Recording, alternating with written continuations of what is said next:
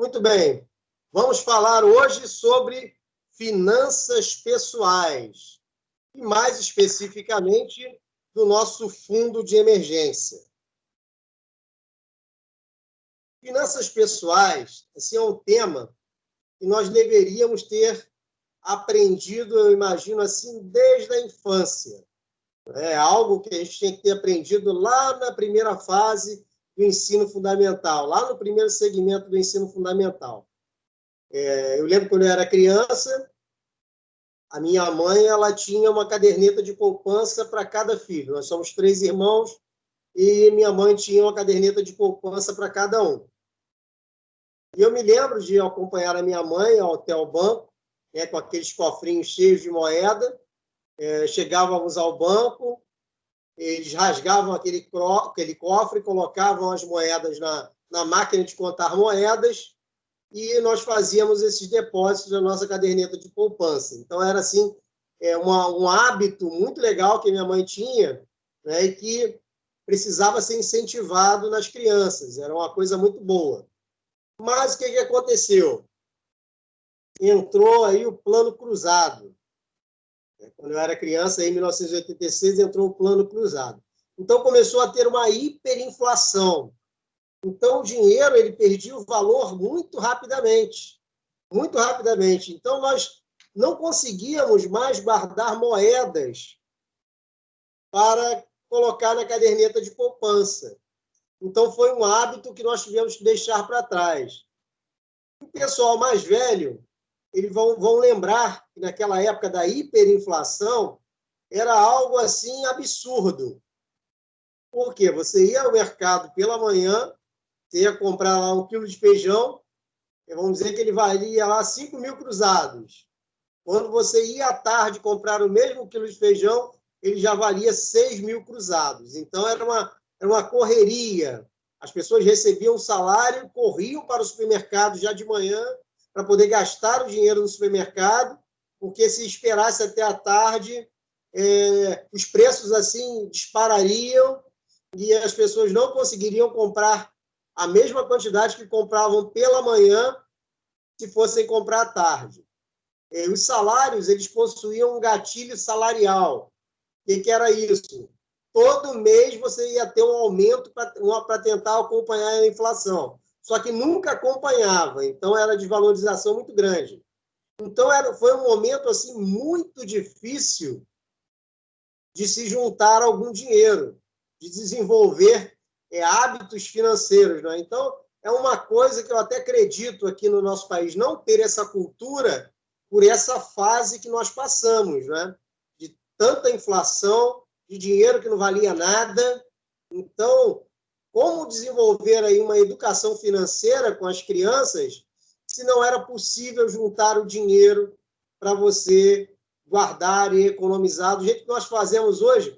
Após a estabilização econômica, lá nos anos 90, as coisas mudaram. Você podia juntar algum dinheiro, você tem como juntar algum dinheiro. Eu lembro que os meus tios contavam, né, lá nos anos 70, na época do milagre econômico, né, que o Brasil alavancou aí a sua economia, as pessoas ainda não tinham muito acesso a banco, até porque eles moravam no interior, mas as pessoas tinham como guardar dinheiro, e guardavam dinheiro no colchão. Essa história de guardar dinheiro no colchão é verdadeira. Então, tinha muita gente que guardava dinheiro no colchão, porque não tinha acesso ao banco, os bancos eram só nas grandes capitais, então as pessoas guardavam dinheiro no colchão, e esse dinheiro ainda tinha valor. As pessoas guardavam por anos, e o dinheiro ainda valia alguma coisa. Mas, quando entrou aí o Plano Cruzado com a hiperinflação, o dinheiro passou a não valer nada. Eu fico imaginando essas pessoas antigas aí, que tinham alguma educação financeira e aprenderam a guardar algum dinheiro, a juntar algum dinheiro, quando entrou essa hiperinflação, se eles não perderam muito dinheiro com a desvalorização da moeda do país. Eu fico pensando comigo, como é que foi que essas pessoas fizeram? Então, depois dessa hiperinflação, nós perdemos o hábito de guardar dinheiro, de juntar dinheiro. Mas um Plano Real, nos anos 90, vagarosamente, esse hábito ele foi retomado. Então, vagarosamente, esse hábito foi retomado. Só que foi retomado de uma forma, assim, meio, como eu posso dizer, mal feita. Porque todos nós somos ensinados, e assim como eu fui ensinado, minha mãe ensinou, que para nós juntarmos o dinheiro, para guardar dinheiro, o melhor lugar é a caderneta de poupança. Então, hoje nós vamos ver que a caderneta de poupança não é o melhor lugar para você guardar o dinheiro, não é o melhor lugar para você fazer o seu fundo de emergência. E o lugar ideal são dois investimentos que eu vou apresentar para vocês aqui hoje. E uma coisa interessante também, que nós somos ensinados aqui no nosso país, eu trabalho na área de educação. Então, conheço muitos professores. E, como vocês sabem, as pessoas do magistério, elas têm um tempo de aposentadoria diferenciado. Para mulheres, são 25 anos. Após 25 anos de magistério, a mulher pode se aposentar. E para o homem, são 30 anos. Então, são alguns anos a menos aí do que no INSS. E o que acontece? As pessoas colocaram na cabeça do brasileiro que o seu sonho tem que ser se aposentar. Então, as pessoas trabalham contando os anos para se aposentar. Então, vão contando esses anos para se aposentar. Mas ninguém contou para essas pessoas que a Previdência Social vai mal das pernas. E a aposentadoria aqui no nosso país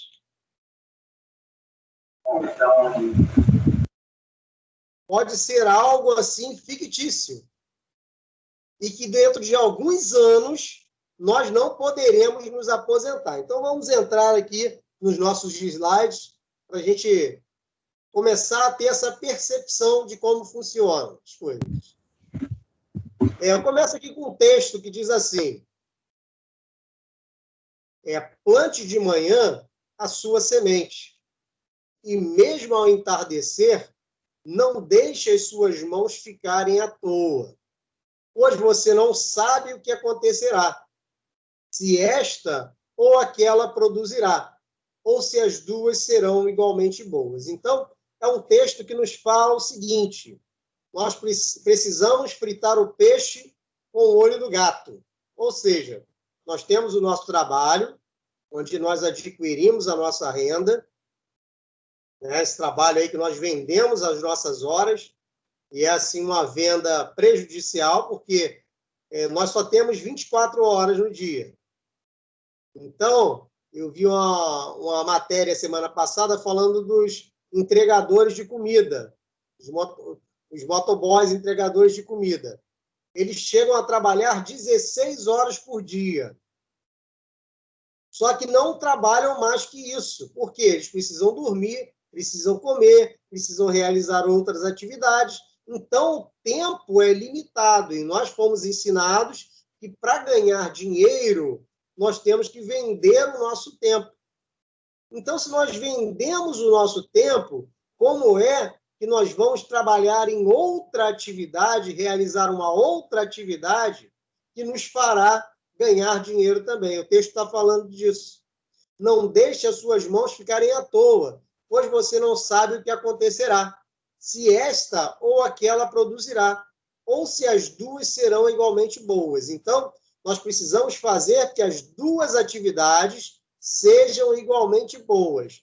Tanto o nosso trabalho, que nos gera uma renda, aquela renda mensal, que nós recebemos da nossa empresa, da empresa que nós trabalhamos, ou se você é um empresário, você recebe lá a participação da sua empresa, mas você precisa ter uma outra renda. Nós não podemos colocar todos os ovos na mesma cesta. É isso que aconteceu agora na pandemia. As empresas e as pessoas estavam com todos os ovos na mesma cesta. Então, quando entrou aí a restrição da pandemia, as pessoas não tinham onde colocar mais dinheiro, não tinha de onde tirar mais dinheiro, perdão. Não tinha de onde tirar. Então, nós vamos ver agora, vamos falar sobre o déficit da Previdência Social. Atualmente, há 10 trabalhadores na ativa para pagar um aposentado. Então, essa conta não fecha. O dinheiro arrecadado já não é suficiente para pagar os benefícios de quem recebe. O rombo já chega a 150 bilhões. Então, hoje, 47% dos aposentados precisam continuar trabalhando. Olha só, atualmente há 10 trabalhadores na ativa para pagar um aposentado. Então, 10 pessoas trabalhando hoje sustentam um aposentado. É 10 para 1. Só que nós hoje somos um país jovem, de pessoas em idade produtiva, de pessoas que estão trabalhando, estão contribuindo para a Previdência. Só que o que acontece? Daqui a 20 anos ou 30 anos, nós seremos um país de idosos. Então, nós não teremos aí 10 trabalhadores para sustentar um. Nós teremos a metade ou menos do que isso. Então, a conta não vai fechar. Então, o dinheiro arrecadado não é suficiente para pagar os benefícios de quem recebe. O rombo, isso aqui em 2019, chega a 150 bilhões. Já já nós vamos ver uma tabelinha aí de como anda a situação. Então, hoje, 47% dos aposentados precisam continuar trabalhando. Então, aquele sonho de se aposentar para poder curtir a vida está se tornando uma ilusão, porque as pessoas vão depender somente do dinheiro do INSS e esse dinheiro não dá. Então, a pessoa ele volta para o mercado de trabalho, né, volta para lá, continua trabalhando, ocupando até vaga de outras pessoas, né, que estão aí no mercado de trabalho, ele volta a trabalhar porque o dinheiro não dá. Então, nós vamos ter que pensar de como nós teremos uma renda para quando nós nos aposentarmos, um complemento da nossa renda.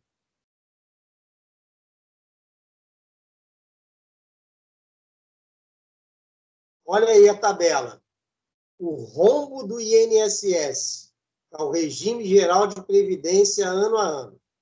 Olha só, começa em 2020.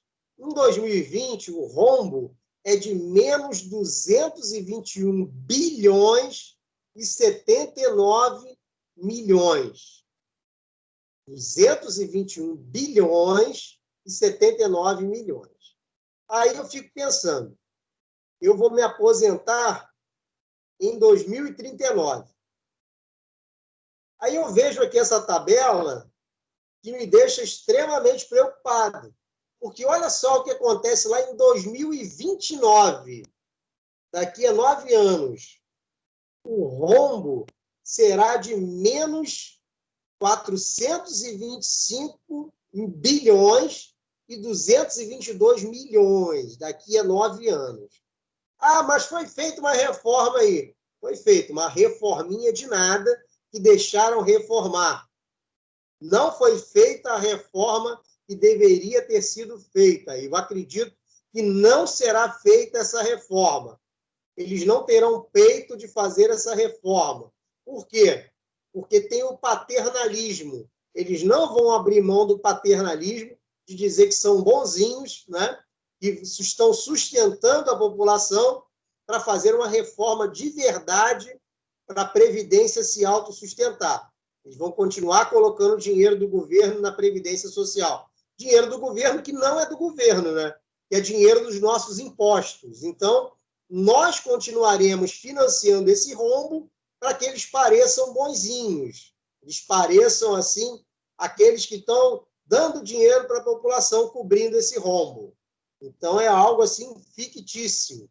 Então, em 2029, o rombo será de 425 bilhões e 222 milhões. Eu fico pensando, quanto será esse rombo em 2039, quando eu tiver idade para me aposentar? Não terei aposentadoria. Imagina os jovens que estão iniciando no mercado de trabalho agora. Será que eles terão essa aposentadoria? Dificilmente. Quando eu comecei a estudar finanças, eu comecei a estudar um dos melhores coaches financeiros que tem aqui no Brasil, essa foi uma das primeiras questões que eles levantaram no nosso curso. Se nós iríamos ficar esperando o governo nos sustentar quando nós chegarmos à velhice.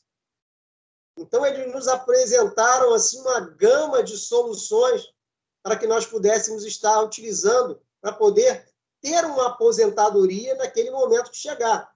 Por quê? O que acontece? Eu posso ter uma aposentadoria mínima, ínfima, que não vai servir para nada, ou até mesmo, se a Previdência quebrar, eu não terei aposentadoria alguma. Então, é algo assim muito preocupante. E para resolver isso, o que eles nos sugeriram? Que nós começássemos a investir, que tomássemos a decisão de investir. Aquela decisão que nós nem sabíamos que tínhamos que tomar, porque nós não fomos ensinados isso em casa, nós não fomos ensinados isso na escola, no ensino fundamental, né? No ensino médio, não fomos ensinados a investir na universidade, ou seja, não fomos ensinados a investir em lugar nenhum, porque o brasileiro não tem esse hábito. Não é hábito do brasileiro investir. Lá nos Estados Unidos, grande parte da população, acima de 75% da população, eles investem desde que a criança nasce. Lá nos Estados Unidos não existe assim educação gratuita. Eles até conseguem bolsas por desempenho, mas não existe universidade gratuita, não existe nada disso. Então, quando a criança nasce, eles começam a investir para ter um fundo para quando essa criança chegar na universidade. Ela vai ter que pagar aquela universidade. As universidades são privadas nos Estados Unidos. Mas aqui no Brasil nós não temos esse hábito, até por aquela dificuldade que eu citei anteriormente, de termos passado aí por anos de hiperinflação.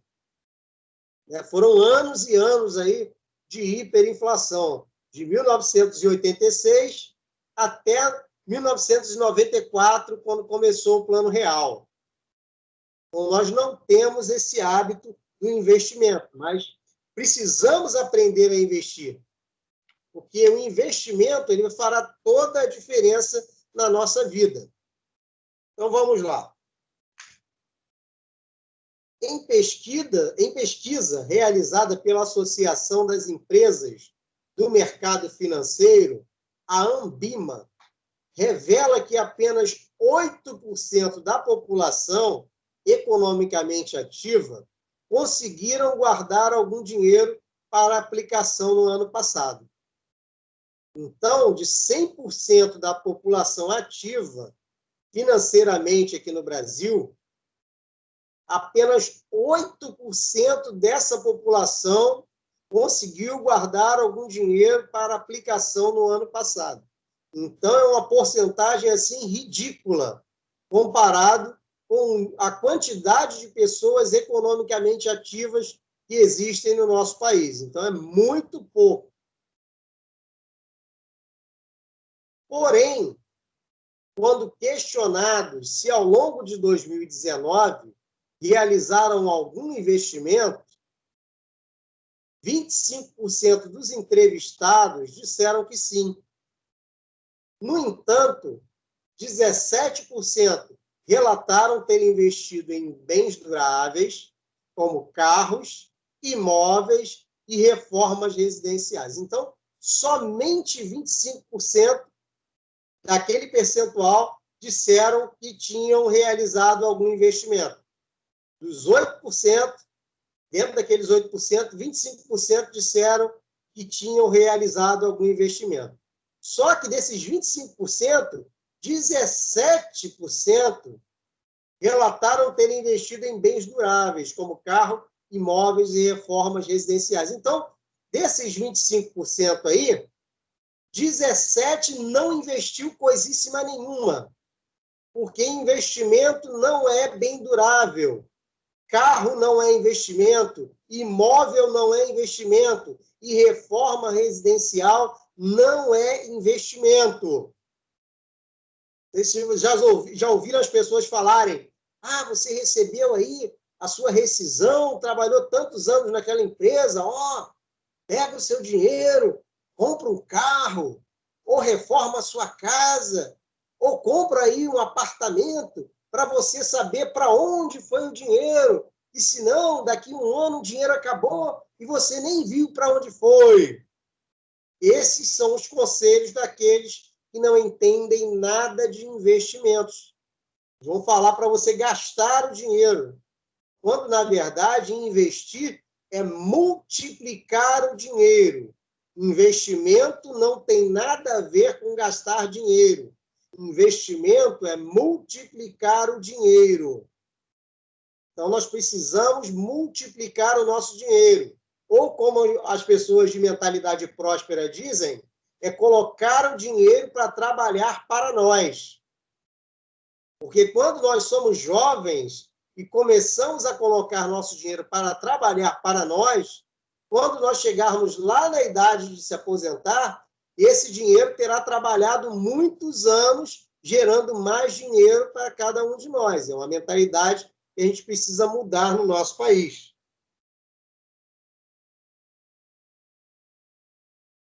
Aí o sujeito segue o conselho do outro, vai lá, compra o carro novo. Só que ele vai lá, mede a parcela, compra nem à vista, né? Mede a parcela, cabe no bolso dele, ele compra o carro financiado. Só que ele só pensa na parcela. Quando você compra carro, você tem outras coisas para pagar, seguro, taxas, um monte de negócio para você pagar. Aí o sujeito vai lá, compra o carro e acaba se atolando mais, gastando o dinheiro que tem, porque vai dar uma boa entrada, e acaba ficando preso no financiamento durante bastante meses. O outro já segue a outra recomendação. Vai lá e compra um apartamento. Olha, compra apartamento, você deixa o apartamento lá fechado mesmo, porque daqui a 5, 10 anos você vai vender esse apartamento, ele vai estar super valorizado e você vai conseguir um dinheirão nesse apartamento. Não é o que nós temos visto. As pessoas têm comprado casa, têm comprado apartamento, têm pagado caro. Vamos dizer que a pessoa pagou à vista, né? Não vou nem entrar na questão do financiamento aqui. A pessoa pagou à vista e quando vai vender esse imóvel, não consegue o preço que pagou. Dificilmente consegue igualar aquilo que pagou. E lucro mesmo, muito difícil de conseguir. Então, não é uma realidade, isso é um mito. Comprar carro e comprar apartamento ou casa são mitos que foram criados, sabe quando? Lá no período da hiperinflação. Porque as pessoas não podiam ficar com dinheiro parado na conta, as pessoas não podiam colocar na caderneta de poupança porque não valia nada. Então, na época da hiperinflação, o que as pessoas faziam para segurar o dinheiro? Compravam carros, compravam casa, compravam apartamentos, pelo menos ali eles viam o dinheiro indo para algum lugar. Assim, naquela época, sim, você tinha que ver o seu dinheiro indo para algum lugar. Então, as pessoas compravam carro e compravam casa, para poder ver o dinheiro, senão ele se desvalorizava realmente e você não via para onde o dinheiro foi. Hoje, a realidade é outra. Com a estabilização econômica do Plano Real, tudo isso mudou. O dinheiro ele tem valor. Mesmo que nós tenhamos alguma inflação, é uma inflação que está sob controle. É uma inflação que tem crescido muito pouco. Então, não vale a pena você comprar carro, porque quando você compra carro, ele desvaloriza quando sai da concessionária. E se vocês sabem que quando você compra esse carro, quando ele sai da concessionária e vai para a sua casa, ele desvaloriza 30% em média. Então, não é vantagem. Ao que nos leva a um conceito interessante. Você que conhece aí ciências contábeis, contabilidade, você vai ver que é um conceito assim diferente do que você já ouviu falar. Vamos falar aqui do passivo. E é um conceito nos apresentado pelo Robert Kiyosaki, que é o escritor do livro Pai Rico, Pai Pobre.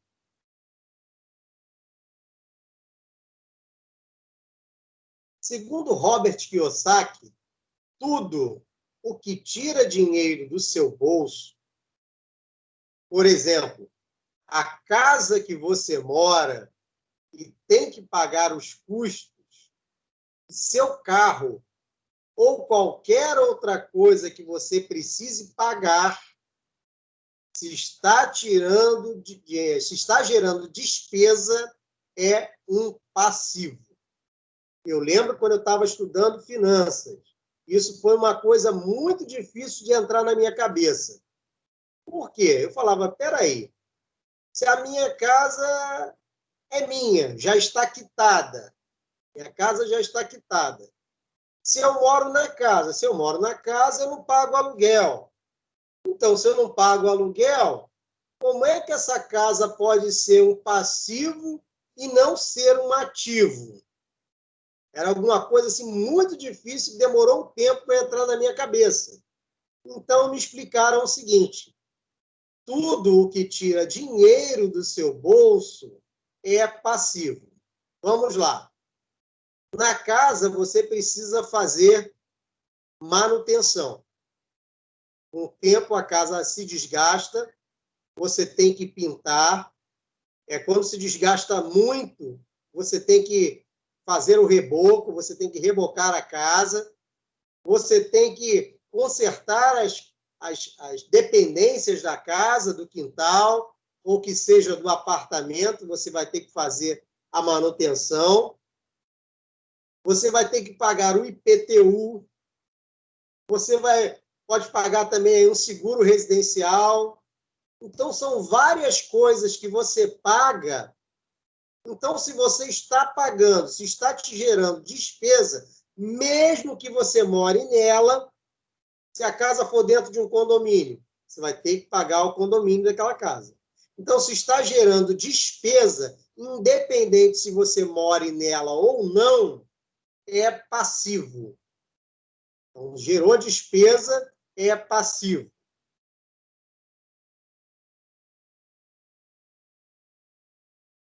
Tá aí, o carro novo. O sujeito vai lá, faz as contas, vai na concessionária, compra o carro novo. Mas se esquece, ele tem que pagar o seguro do carro, ele tem que pagar o IPTU do carro. Ah, mas aí ele bota gás, o IPVA, perdão. Tem que pagar o IPVA do carro. Ah, ele bota gás, o IPVA cai pra caramba. Tá, botou o gás. Mas você vai usar o carro todo dia? Eu conheço muita gente que só utiliza o carro no final de semana. Trabalha lá no centro do Rio, aí para evitar engarrafamento, para evitar ter que pagar estacionamento mensal lá no centro do Rio, para evitar gastar com combustível, né? A pessoa, então, vai de transporte público, de metrô ou trem, eu conheço essas pessoas, então o carro fica parado a semana inteira na garagem e a pessoa só utiliza esse carro no final de semana para passear. Então, ele está pagando o IPVA, ele está pagando o seguro, que não é barato na nossa cidade. O seguro é caríssimo, tem que pagar o seguro, não tem como você rodar sem seguro. Então, você tem que pagar o IPVA, tem que pagar o seguro, tem que fazer a manutenção do carro, a manutenção também não é barata. Você tem que colocar combustível no carro, você tem que pagar o estacionamento toda vez que você sai com o carro, ou flanelinha se você deixar na rua, você tem que pagar. Você tem que pagar todas as despesas que são relativas a um carro. E quem tem carro aí sabe que as despesas elas são grandes e tem muita coisa para se pagar quando você adquire um carro. Então, o carro, para você deixar guardado lá na sua garagem, para você rodar só no final de semana, ele é um passivo, que vai estar fazendo você gastar dinheiro e não vai estar colocando um centavo no seu bolso. Então, o carro é passivo. Olha aí, a casa. Olha que casa bonita. Quanto é que não deve ser a manutenção dessa casa? Pode ver que ela está bem conservada. É uma casa bem conservada. Quanto não é a manutenção dessa casa? Se for uma casa de praia, um dos maiores passivos que a classe média brasileira tem é a casa de praia. Por quê? A casa de praia ela fica parada lá, a pessoa só utiliza nos finais de semana quentes, né? E quando está frio a pessoa nem pisa lá. Então, ela tem que pagar todas as taxas da casa, IPTU, manutenção. Olha, até ver que tem câmera de segurança ali. Então, pode ter que pagar caseiro também para tomar conta da casa. Se a casa for dentro de um condomínio, tem que pagar a taxa de condomínio. Então, a casa fica fechada a maior parte do ano. Eu tenho alguns conhecidos que têm casa lá na região dos lagos. E um deles tem piscina. E eles falam o seguinte, quem tem piscina, a piscina não tem aquela história, desvazia a piscina aí no frio e a gente só enche no verão. Isso não existe. A piscina ela precisa de manutenção o ano inteiro. Então, você tem que estar fazendo essa manutenção durante todo o ano. Então, é um custo muito grande. É um passivo que tira dinheiro do seu bolso. Então, casa que fica lá parada é passivo. Então, vamos ao outro conceito. Nós já vimos que o passivo é tudo aquilo que tira dinheiro do seu bolso. E o ativo? Ativo é tudo que coloca dinheiro no seu bolso. Por exemplo, ações, títulos, investimentos em geral, imóveis que você aluga ou qualquer outra coisa que te gere renda. Basicamente, se está gerando renda, é um ativo. Tudo que coloca dinheiro no seu bolso. Aí ele vem citando as ações, que é um investimento, títulos, em geral, nós vamos falar de títulos públicos hoje, investimentos em geral, e imóveis que você aluga. Aí, ó.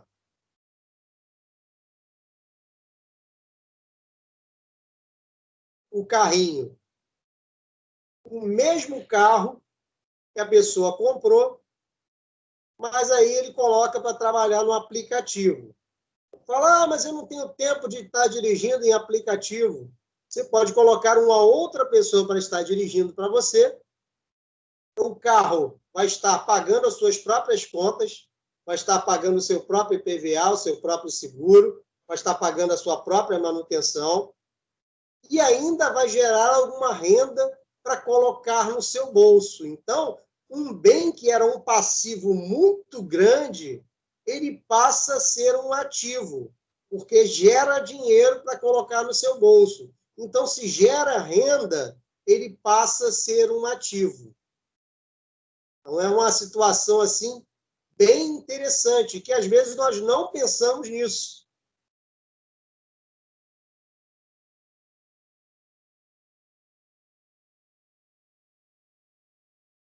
Olha a casa aí, a mesma casa.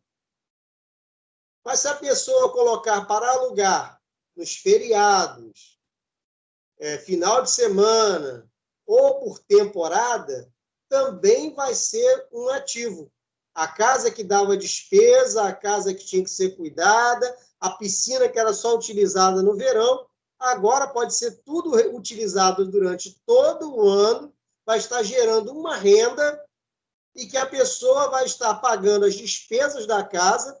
No final de semana que você quiser, você vai para aquela casa sem ter um custo assim astronômico para cuidar de uma casa dessa numa região em que você vai deixar a casa lá guardada, parada durante todo o ano. Então, se está parado, ou se você mesmo mora nela, mas é um passivo, quando você transforma essa casa em ativo, ela começa a colocar dinheiro no seu bolso. Então, tem muita gente com casa de praia fechada. De vez em quando eu vou passear também, né? Vou na praia, vou lá para a região dos lagos, vou lá para a Costa Verde, gosto muito. E a gente vê aquele monte de casa fechada, muita casa fechada. Se tivessem alugadas, estariam gerando renda para os seus proprietários. Então, é algo que nós precisamos pensar. É uma mudança de mentalidade. Nós precisamos aprender a mudar a nossa mentalidade. E vocês que estão na universidade, vocês têm que começar a mudar a mentalidade de vocês. Vocês precisam tirar essa mentalidade que é colocada na nossa cabeça aqui no Brasil. Né? Nós temos um tipo de mentalidade, né? Principalmente para quem quer ser empreendedor, para quem quer abrir o seu próprio negócio. Se você for abrir o seu próprio negócio com essa mentalidade que coloca na nossa mente, de que o patrão ele é inimigo do funcionário, que o patrão explora o funcionário, que o patrão ele está ali só para ganhar em cima do funcionário, essa é a mentalidade que coloca na nossa mente. Mas, na verdade, não. O patrão ele é um empreendedor, é aquela pessoa que empreende, que abre o próprio negócio, e o funcionário é o colaborador daquela empresa. Então, quando nós trabalhamos numa empresa, e eu me vejo assim, em todas as empresas que eu trabalho, eu me vejo como um colaborador, como alguém que tem para acrescentar aquela empresa, para dar algo àquela empresa, né? E a minha esposa, ela é do RH, e ela sempre fala isso. E nas entrevistas, as pessoas erram muito, porque elas perguntam o que a empresa pode dar a elas. Quais são os benefícios que a empresa tem para me dar? Mas, na verdade, nós temos que dizer para a empresa o que nós podemos dar para a empresa, o que nós podemos fornecer para aquela empresa. Quais são as nossas boas características, o que nós temos de bom para oferecer para uma empresa. Então, nós somos ensinados de uma forma errada. Temos que começar a mudar a nossa mente. Então, chegamos agora ao tema principal dessa aula. Nós vamos falar sobre o fundo de emergência. Por quê? Não adianta você começar a fazer um fundo de emergência sem trabalhar a sua mente primeiro. Porque quando você monta o fundo de emergência, você vai juntando dinheiro lá com o tempo, vai chegar uma hora que vai ter um montante lá muito interessante. Só que esse fundo de emergência não é para você gastar com qualquer coisa. O nome já diz, é fundo de emergência. Então, se você não trabalhar a sua mente, quando você vir uma quantia lá substancial, você vai querer pegar aquele dinheiro lá e comprar um carro, comprar uma besteira que você quer, mas o fundo de emergência ele não se presta a isso. Ele realmente é um fundo para te sustentar. E como é que funciona esse fundo de emergência? O fundo de emergência é um investimento, ou vários, né? Que é o ideal, você não pode colocar todos os ovos na mesma cesta. São vários investimentos que você vai colocando dinheiro mensalmente, até que você chegue lá no básico de 6 meses dos seus gastos mensais. Então, você vai pegar lá a sua renda, você vai ver quanto que você gasta mensalmente e você vai ter que juntar 6 meses desses gastos mensais. Vai colocar lá. Todo mês você junta um dinheiro. Eu comecei a trabalhar com 14 anos. Carteira assinada.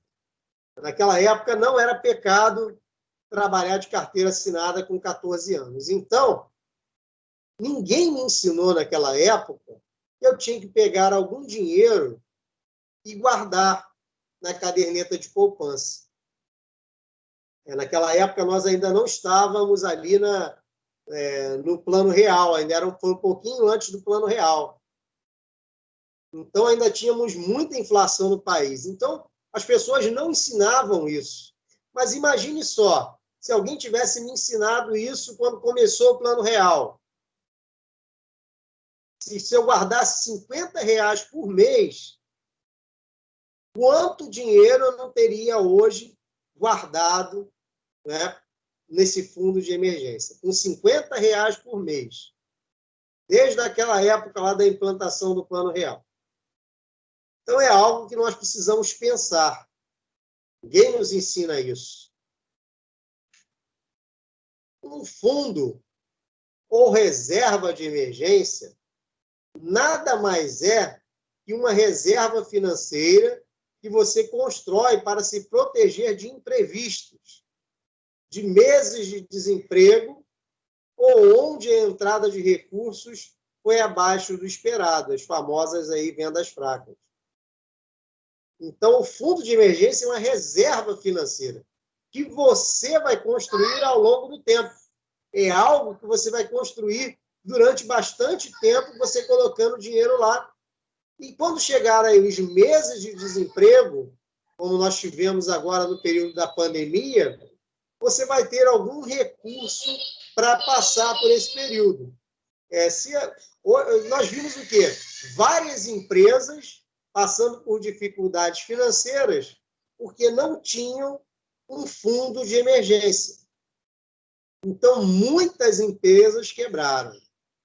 Essa semana mesmo eu estive lá em Nilópolis e eu pude perceber assim várias lojas fechadas, que eram lojas de empresas que não conseguiram passar pelo período da pandemia, não é? Porque não tinham aí esse fundo de emergência. Então, eram empresas assim que estavam comprando o almoço vendendo almoço para comprar janta. Então, quando passaram aí pelo primeiro mês, e foram as notícias que nós vimos aí na mídia, né? E no primeiro mês da pandemia, já tinham empresas demitindo funcionários. Eu lembro lá de uma empresa lá do Sul, que tinha 500 funcionários e mandaram os 500 funcionários embora. Então, as empresas não tinham esse fundo de emergência. Da mesma forma, as pessoas também não têm. Aí a pessoa trabalha durante algum tempo numa empresa, vai receber o auxílio, legal, receber o auxílio aí, né? São 6 meses de auxílio, se eu não me engano. E depois dos 6 meses, se tivessem um fundo de emergência com pelo menos 6 meses lá depositado, poderia ficar até 1 ano procurando recolocação sem um prejuízo muito grande. Então, é algo assim importantíssimo para a nossa vida ter esse fundo de emergência.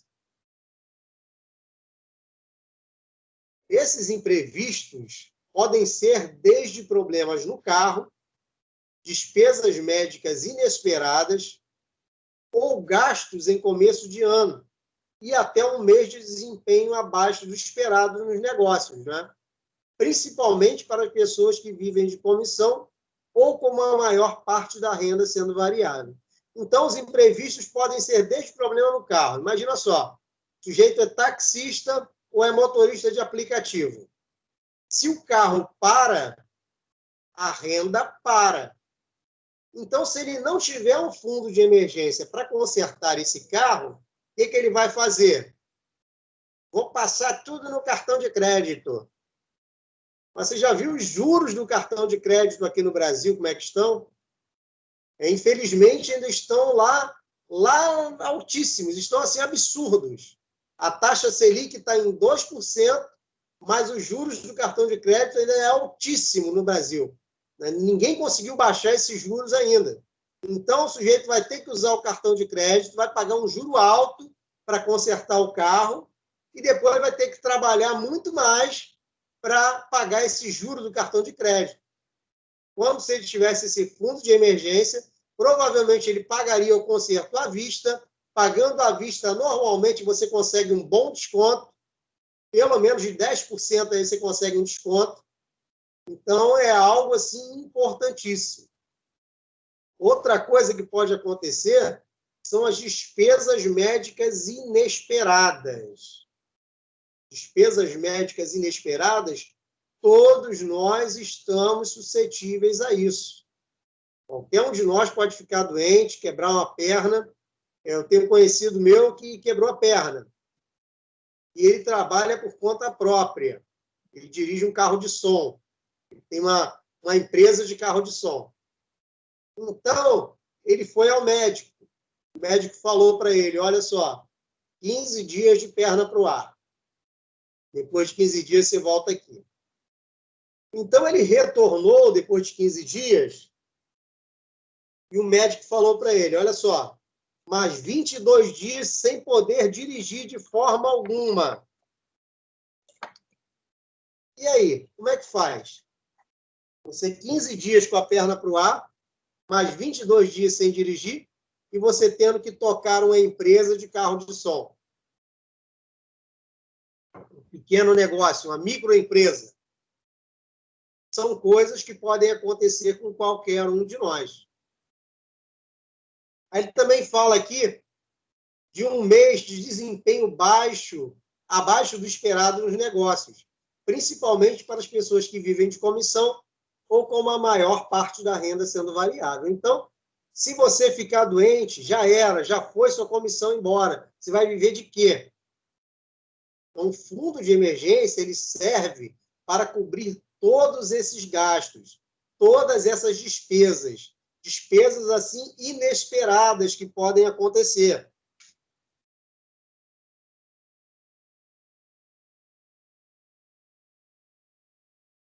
Olha aí a figurinha. É exatamente isso. É uma caixinha com dinheiro dentro. É o fundo de emergência. É para a hora que você precisar. Não é para você gastar com bobagem, não é para você gastar com qualquer coisa. É para a hora da emergência. Então, eu vou apresentar para vocês aqui 2 investimentos acessíveis a todos. 2 investimentos que todos vocês vão poder utilizar para montar esse fundo de emergência. O primeiro é o Tesouro Direto. O que é o Tesouro Direto? Tesouro Direto é um programa do Tesouro Nacional, desenvolvido em parceria com a B3. A B3 é a Bolsa de Valores, para a venda de títulos públicos federais para pessoas físicas, de forma 100% online. Então, Tesouro Direto ele é um programa do governo federal. E você pode ir lá comprar títulos públicos federais de forma 100% online. Então, a partir do seu celular, a partir do seu smartphone, você vai poder comprar títulos do governo federal. Isso aí é muito legal. Foi uma das primeiras coisas que eu aprendi a fazer também, um investimento de renda fixa, não é?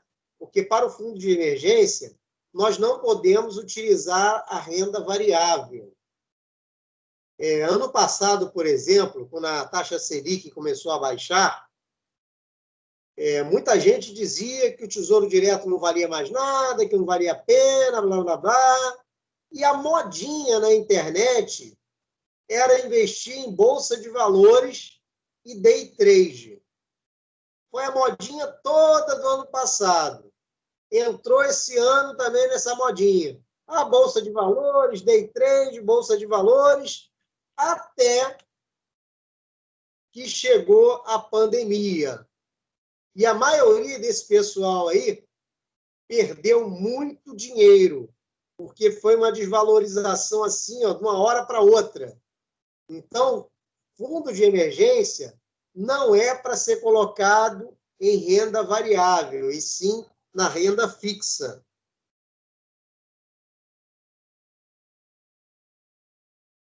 Lançado em 2002, o programa surgiu com o objetivo de democratizar o acesso aos títulos públicos, permitindo aplicações a partir de R$ 30.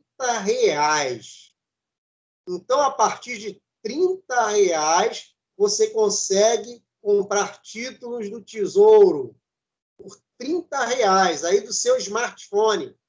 Você consegue realizar essa aplicação. R$ 30, nós sabemos que é um valor assim bem acessível. Eu lembro lá, eu falei aqui que ninguém me ensinou que eu poderia estar investindo R$ 50, mas se tivesse alguém para me falar, olha, R$ 30 você pode investir. Eu tenho certeza que eu teria começado a investir pelo menos R$ 30 por mês no Tesouro Direto.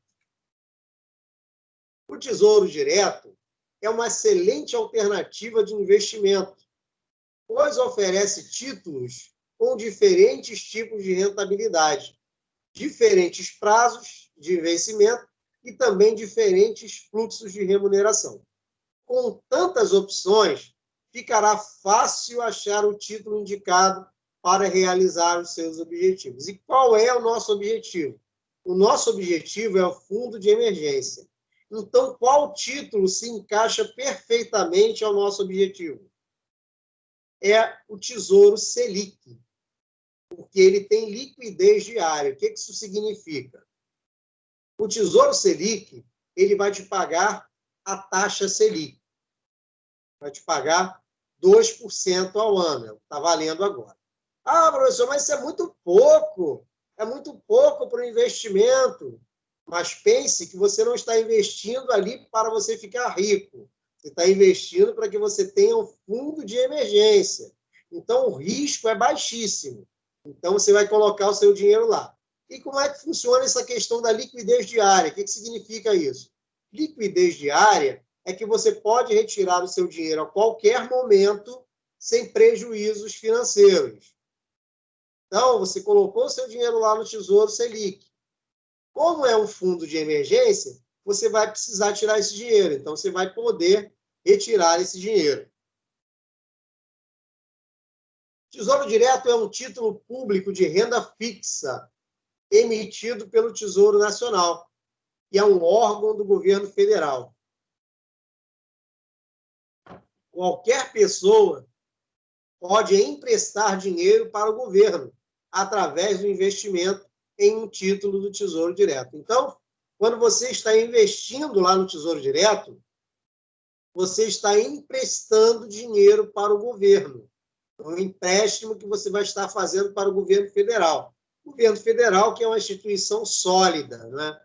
É uma instituição assim, muito sólida mesmo. Investir no Tesouro Direto é muito simples e rápido. Você só precisa ter acesso à internet e uma conta em uma instituição financeira. O Tesouro Direto é considerado como um investimento de baixo risco. Por quê? Porque ele é emitido pelo governo, que é o órgão máximo do país. Então, ele é considerado um investimento de baixo risco porque é emitido exatamente pelo governo. E por quê? Por que disso? Porque nós temos outras instituições que oferecem investimentos também. Mas pensa bem comigo, para o governo federal quebrar, já vai ter que ter quebrado o comércio, a indústria e o sistema bancário. Seria só com o caos que o governo federal quebraria. Então, o risco para você não receber o seu dinheiro, ele é baixíssimo, é muito baixo. Então, é considerado assim o investimento mais seguro que existe, é o Tesouro Direto. Diferente da poupança. A poupança, ela não é um investimento tão seguro quanto todo mundo pensa. A possibilidade de quebra do Estado é muito baixa, mais baixa do que a de outras instituições financeiras. Portanto, é possível considerar que, de maneira geral, o Tesouro Direto é mais seguro do que a poupança. O seu resgate é D+1. O que isso significa? Se você solicitar o seu dinheiro hoje, dentro do horário bancário, amanhã ele já está na sua conta. Nós vamos falar já já de uma instituição financeira aí que é excelente, tanto para você fazer o Tesouro Direto, quanto para fazer outros investimentos. Então, você solicita hoje, amanhã o dinheiro já está na sua conta. É D+1.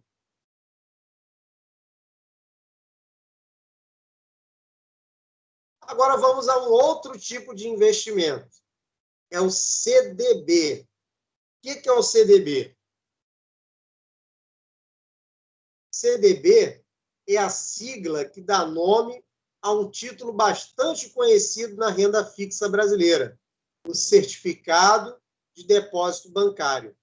Essa aplicação é oferecida por corretoras e bancos para captação de fundos e rende juros pré-fixados ou pós-fixados superiores à poupança. Então, também é outro investimento que deixa a poupança no chinelo. O CDB ele é um produto de bancos, né, o certificado de depósito bancário, é um investimento assim muito bom também, tem o rendimento muito parecido com o Tesouro Selic, também tem liquidez diária, você também pode retirar o seu dinheiro a qualquer momento, porque essa é a principal função do fundo de emergência, porque você não sabe quando os problemas acontecerão, então você tem que ter dinheiro à mão rapidamente. E o seu rendimento é muito superior à poupança. O que acontece?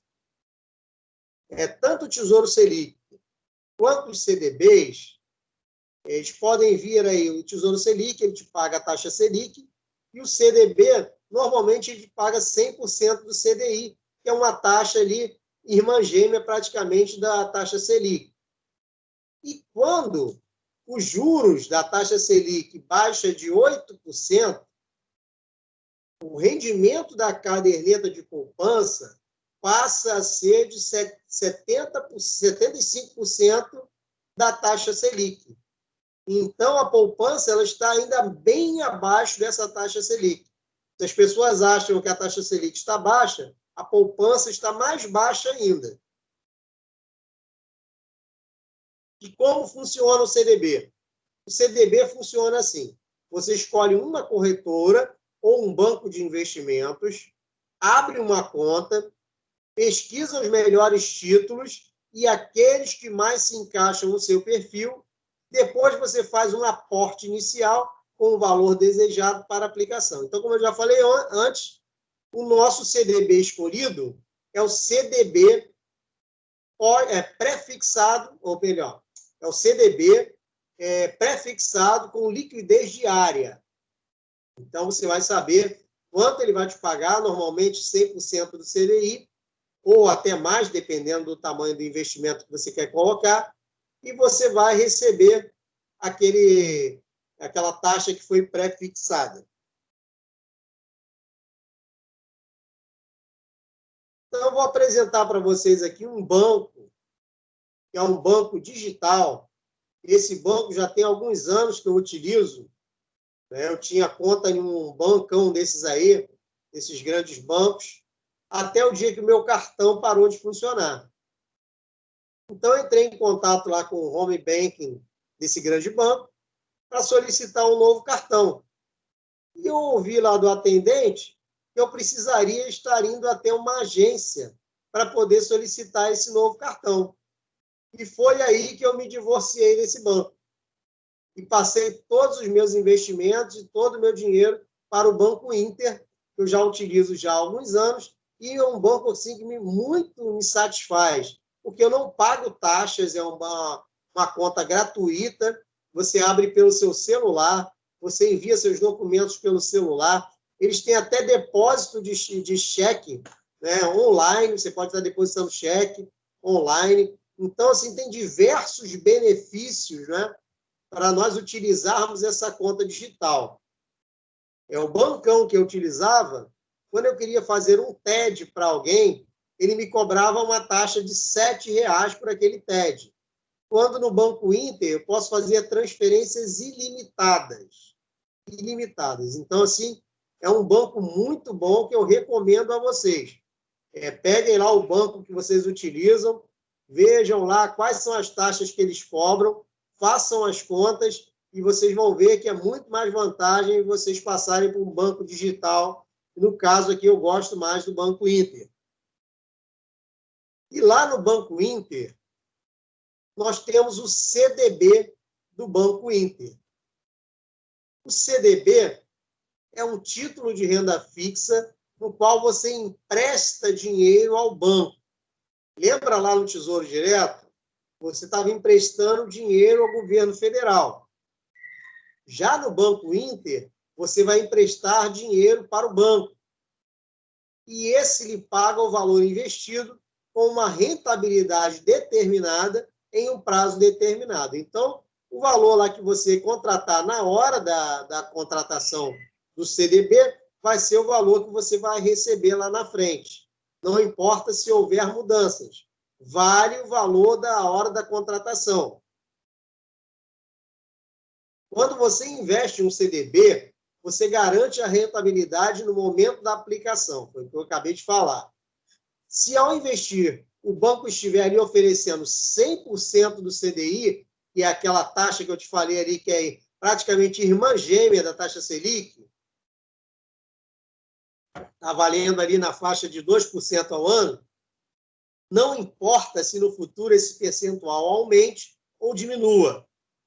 Você receberá a rentabilidade contratada. Então, contratou lá, está 2% ao ano, você vai receber 2% ao ano lá que você contratou. Se cair mais, você continua recebendo 2% ao ano. E é o CDB com liquidez diária. Você pode retirar a qualquer momento. O CDB com liquidez diária é bem simples. Pode ser resgatado a qualquer tempo e, se for resgatado dentro do horário bancário, o seu resgate será D+0. O que isso significa? Se você fizer o resgate do seu CDB dentro do horário bancário, dentro de meia hora esse dinheiro já está na sua conta. Eu já fiz o teste, já fiz o resgate lá do CDB e dentro de meia hora o dinheiro estava na minha conta. Era como se tivesse recebido um TED. Meia hora o dinheiro caiu na minha conta. Ou seja, no mesmo dia o dinheiro estará na sua conta. Então é muito fácil e muito rápido você resgatar o dinheiro do CDB de liquidez diária lá do Banco Inter. O Banco Inter, ele também tem status de corretora. Então, através dele, você também consegue investir no Tesouro Direto. Então, você pode utilizar o Banco Inter para investir no Tesouro Direto e resgatar o dinheiro, porque quando você resgata no Banco Inter, o dinheiro cai na sua conta no dia seguinte, lá no Tesouro Direto. E você pode utilizar para investir no CDB. O dinheiro também cai no mesmo dia na sua conta. Lá no Banco Inter, esse CDB de liquidez diária deles, o mínimo para investimento são R$100. É um valor assim, bem acessível. Você viu que lá no Tesouro Direto, a partir de R$30, você consegue investir. O CDB do Banco Inter já é a partir de R$100, que também é um valor bem acessível. Você colocar R$100 por mês é algo assim, né, bem... Não é tão complicado de você tirar R$100 para você investir todo mês. Mas aí eu trouxe aqui um outro investimento para vocês. É o investimento do Banco Sofisa Direto. Também é um banco digital, assim como o Banco Inter, eu também tenho conta nesse aqui. Funciona direitinho também, bem legal o banco. E esse banco aqui, ele traz um investimento que eu nunca tinha ouvido falar na minha vida. É um investimento, assim, surpresa. Foi uma surpresa para mim, porque eu nunca ouvi falar disso aqui. Nunca tinha visto falar na mídia desse investimento. Nunca. Em nenhum canal de televisão, em rádio, nunca tinha ouvido falar. Só se pesquisasse na internet já sabendo do que você estava pesquisando.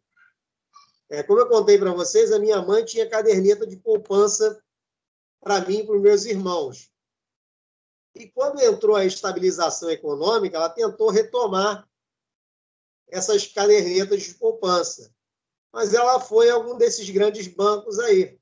E para você abrir uma caderneta de poupança naquela época, você precisaria de um investimento mínimo em cada caderneta de poupança. Eu lembro que era um investimento alto.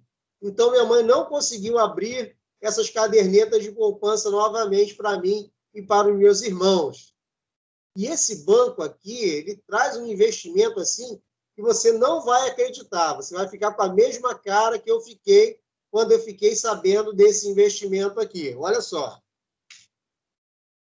O Banco Sofisa Direto nos dá a possibilidade de investimento em seu CDB a partir de R$1. É isso mesmo que eu falei aqui. Banco Sofisa Direto nos dá a possibilidade de investimento em seu CDB a partir de R$1. Ou seja, não é possível que a pessoa não tenha R$1 para poder investir no Banco Sofisa Direto. Você vai abrir a sua conta aí também pelo seu celular, vai enviar seus documentos pelo celular e você vai ter essa conta aberta para você movimentar sem pagar taxa alguma. Eu já fiz o teste, já depositei lá o dinheiro, já fiz investimento de R$1 no CDB do Banco Sofisa Direto. Então, é algo assim extraordinário, é algo assim muito bom. R$1, olha, se você estiver desempregado e for vender sacolé na praia, se for vender cerveja na praia, ou se for fazer uma unha, eu tenho certeza que pelo menos R$10 você vai ter para investir nesse CDB do Banco Sofisa Direto, que também te rende 100% do CDI. É o mesmo valor lá do CDB do Banco Inter, só que lá o aporte inicial é de R$100. Aqui o seu aporte inicial será de R$1. E você pode depositar R$1 todo dia se você quiser.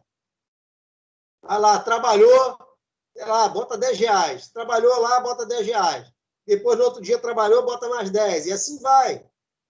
E quando você vê lá no final do mês, você conseguiu botar um bom dinheiro nesse CDB de R$1 do Banco Sofisa Direto. Eu não acreditei quando eu fiquei sabendo desse investimento. Eu falei, olha só, por que eu nunca ouvi falar disso? Ninguém nunca tinha me falado disso. Eu precisei estar num curso de finanças, um curso caro que eu paguei, um dos coaches mais tops que tem no Brasil, para eu poder descobrir esse investimento do Banco Sofisa Direto. Porque ninguém me falou em casa, meus colegas não me falaram disso, na escola não me falaram disso, na faculdade não me falaram disso. Passei 4 anos dentro da universidade e nunca ouvi falar sobre investimento do Banco Sofisa Direto a R$1. Então, é algo assim impressionante e que funciona mesmo. Funciona. Então, vamos aqui ao nosso próximo e último slide. É a divisão ideal da renda, assim, para início de conversa, né? A divisão ideal da renda para início de conversa. E como é que ela é dividida? Nós pegamos aí a nossa renda mensal e o ideal é que 60% dessa nossa renda seja para nós pagarmos todas as nossas contas. Eu sei que você deve estar falando aí, professor, eu pago tudo, ainda fica faltando dinheiro. Como é que eu vou colocar minhas contas todas dentro de 60%? E eu também fiz esse questionamento assim que eu comecei a estudar finanças. Na verdade, eu gastava mais do que eu ganhava, porque eu não tinha uma planilha financeira para verificar os meus gastos, né? Então, passei a ter uma planilha financeira, passei a tomar todos os gastos, a somar, né, todos os gastos que eu tinha, inclusive aqueles gastos fantasmas que a gente nem percebe que a gente gastou aquele dinheiro, né?